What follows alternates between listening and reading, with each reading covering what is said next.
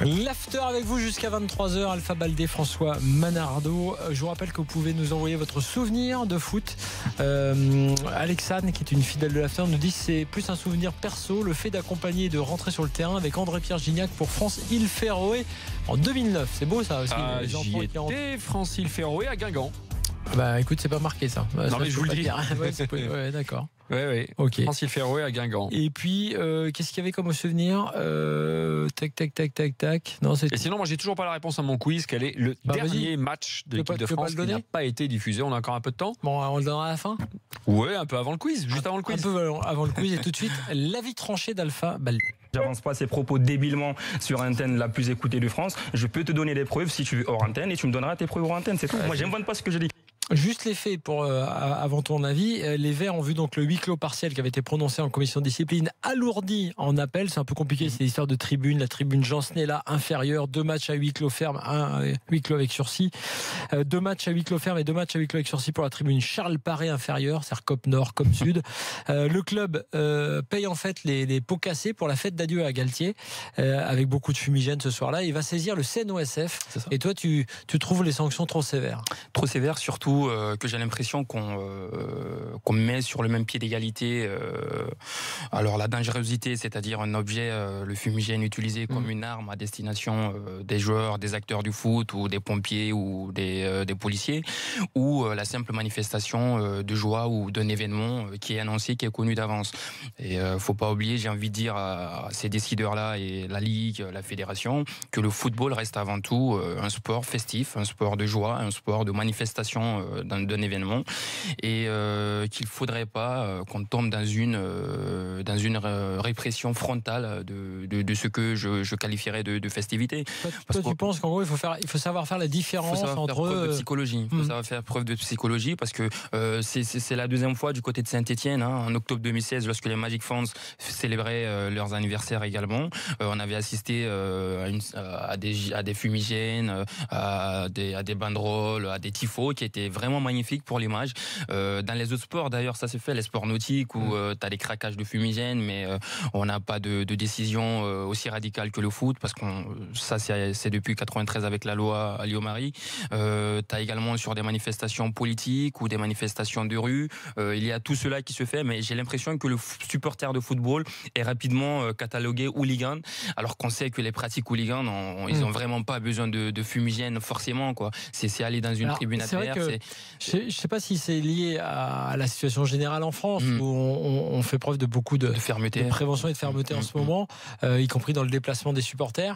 Mais c'est vrai que là, on rappelle, c'était... Alors après, il faut savoir faire la différence, mais c'était pour une raison purement festive. C'est ça, une raison. C'est pour ça justement que j'ai bondi un petit peu ce matin quand j'ai lu cela, cette décision, et je me suis dit, bah non, faudrait pas il y a le pénal...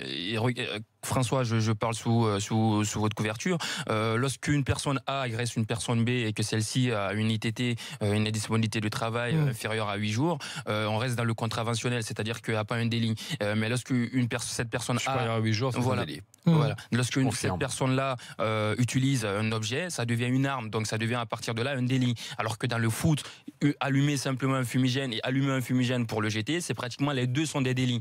Donc j'aimerais qu'il y ait cette preuve de psychologie-là dans ce jugement. Moi, je suis entièrement d'accord avec Alpha, et puis ça me rappelle un de mes avis tranchés de cette année où je disais qu'il fallait qu'il y ait un peu plus de communication, de dialogue, même tout court, entre les autorités et les groupes de supporters, les groupes d'ultra, et la décision, je peux la comprendre sur la forme, mais sur le fond, je l'adopte pas parce qu'elle traduit toujours, à mes yeux et à mon sens, ce manque de dialogue. Tu prends cet exemple qui est parlant effectivement de fumigène. Alors les fumigènes, c'est interdit, ok. Mais s'il y avait eu un dialogue des deux côtés, comme c'est le cas de Norvège par exemple, dans les deux sens, dans un sens seulement, mais un dialogue qui explique pour prévenir la situation, voilà ce qui va se passer, voilà ce qu'on veut faire, comment est-ce que ça peut être encadré, comment est-ce qu'on peut respecter vos règles tout en participant, en faisant une fête. On n'en est toujours pas là en France. Je pense que c'est toujours aussi culturel chez nous. Je pense que cette façon de réprimander là, cette répression qui est frontale et sévère, je pense que ça amène une certaine radicalisation et des effets pervers. Parce que tu as des gens qui veulent, parce qu'il y a des gens qui veulent juste affronter l'autorité publique et juridique et qui vont se mettre donc à manifester Totalement, avec ses plus totalement. jeunes. Là, Voilà. tu traites les gens Donc, entre guillemets comme des chiens, ils te répondront comme des chiens. Hein. Exactement. Alors, juste un mot quand même. Il faut juste faire une remarque parce que je sais que Monsieur Hérault, le président de l'OM, a aussi été énervé récemment puisque je vais peut-être faire une erreur sur le groupe de supporters. Il me semble que c'était les Winners qui avaient. Je crois que c'est la Miserwall qui avait ou ses collègues qui avaient mis un peu des fumigènes un peu de partout pour s'amuser. Alors que juste avant, le club avait dit là maintenant on va plus rigoler avec ça. Et donc ça l'a mis dans une colère noire. Alors c'est vrai que bon, c'est difficile parce qu'il y a eu des accidents, on l'a dit, il y a eu un pompier, on se souvient, qui avait été blessé en France. Donc, évidemment, il faut faire très attention. On pense aussi aux familles et au fait que ça peut être dangereux. Donc, évidemment, je dirais qu'il y a fumigène et fumigène. C'est un peu con, c'est comme le chasseur et les bons et les mauvais chasseurs. Mais c'est vrai qu'il y a aussi, il y a des cas. Alors, est-ce que c'est simple de légiférer comme ça? Est-ce que c'est pas plus simple pour ce que je me mets du côté des organisateurs? Ah, ben oui, c'est plus simple. Responsable, c'est plus simple de dire oui, pas de fumigène du tout. c'est plus simple. Mais il bon. faudrait qu'il y ait un protocole de dialogue, d'échange. Voilà, ce qu'on annonce, je pense que l'événement pour Galtier n'a pas été fait de façon spontanée. C'est quelque chose qui a été programmé, qui était prévu. Lorsque tu l'annonces, je pense qu'il serait mieux qu'on encadre. On suivra ça parce que CNOSF est encore, on va dire, sollicité sur cette question. Allez, juste avant le quiz, un petit je m'en fous pas.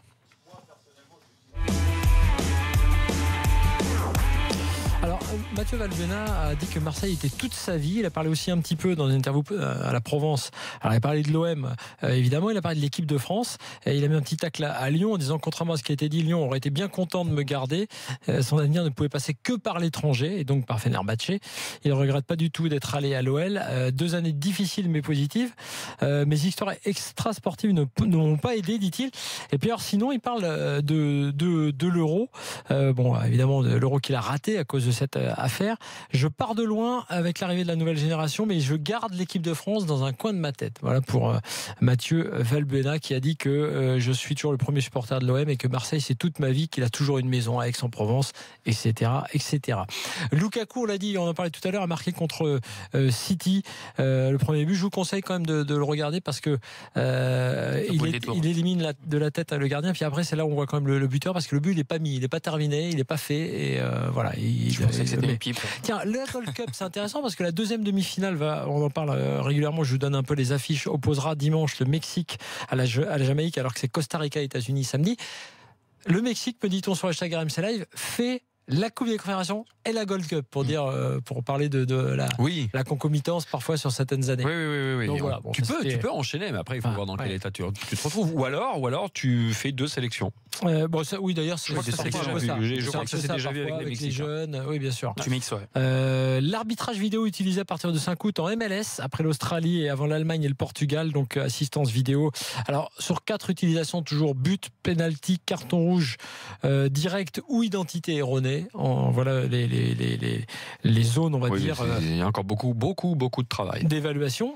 Une info aussi sur le foot féminin, vous savez que demain, deuxième match de l'équipe de France contre l'Autriche. Ouais. Le Bihan, Clarisse Le Bihan, on le sait depuis hier, sera forfait. Elle est sortie blessée lors du premier match. Puis voilà, je vous ai donné toutes les infos. Non, Le Bihan, on a mis Le Bihan, mais c'est pas Le Bihan de Nice. Lui, c'est un garçon. Mais d'ailleurs, Le Bihan, je l'avais bien dit, il s'était bien blessé en fin de saison, puisque j'ai vu qu'il était en reprise. J'en avais parlé dans l'after. Allez, c'est parti pour le quiz. Alors, ma réponse, le dernier match, les amis, c'est match de qualification à l'Euro 88 et c'était en 87, un France-RDA au Parc des Princes, non diffusé. Et pourquoi ? Parce que l'équipe de France était déjà éliminée et la télévision n'avait plus rien à afficher. On a du mal à l'imaginer aujourd'hui, mais ça s'est passé comme ça. En 87. Défaite des Bleus à domicile. Avant la chute du mur. Fabrice est avec nous. Salut Fabrice. Salut. Tu veux jouer avec qui, Fabrice ? Alpha ou François ? François.